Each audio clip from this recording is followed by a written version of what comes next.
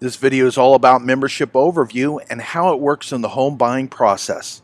Membership gives you access to a variety of services and professionals. First, let's look at the access to professionals, what their role is, and how it all works together. The first professional you'll have contact with is a coordinator specialist. They are liaisons or go-in-betweens all the different professionals. They have contact with the processing center, the licensed real estate agent, the lender or the company that's providing the financing, and any and all special programs, and of course, you. The reason that coordinator specialists are used is because they know financial programs and have connections with a variety of different lenders. Without having knowledge of these programs, then the chances of finding the right lender becomes almost impossible, and switching to another lender in the middle of a transaction could be a red flag for the next lender to deny your loan also. And you can't blame these lenders. They're loaning large amounts of money to you, and they want to make sure that you're going to make your payments. Net bottom line, a coordinator specialist is the person between you and everybody else involved in the transaction, whether that be the lender, special programs, the real estate agent, or the processing center. It's all part of getting you into your home. Next is the processing center.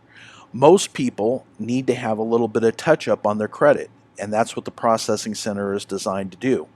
When actively working on your credit, each individual is required to send the processing center a new credit report when notified. This is approximately every 30 to 45 days until the credit restoration process is complete.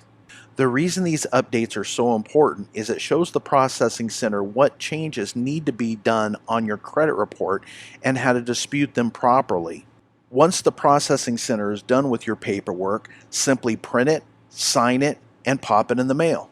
We do the rest.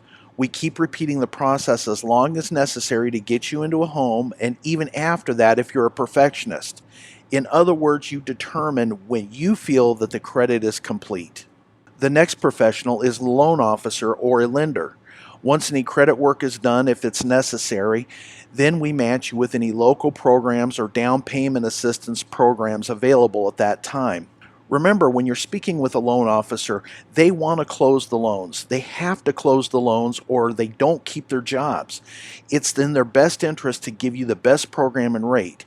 They're under tremendous pressure to lend money, yet at the same time to protect the bank so that they know that you're going to make your payments on the loan that they give you.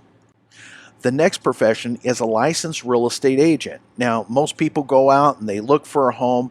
They want to find a home, so they call a real estate agent. But this is actually the opposite way that we're going to do it.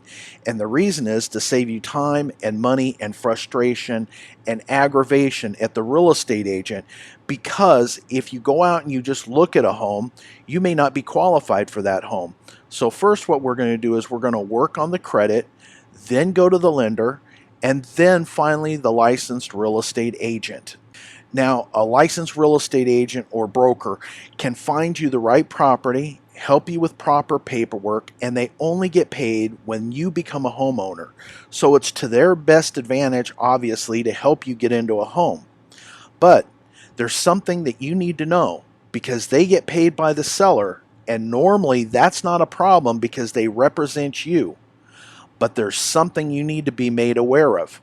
This is a term called procuring cause. It's kind of hard to say, procuring cause.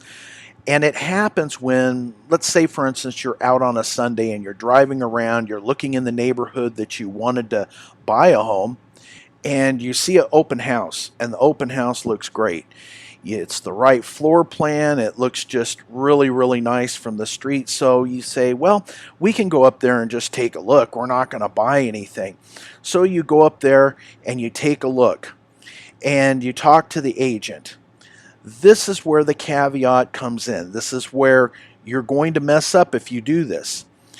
That agent or that broker that's showing the open house does not represent you in your best interest.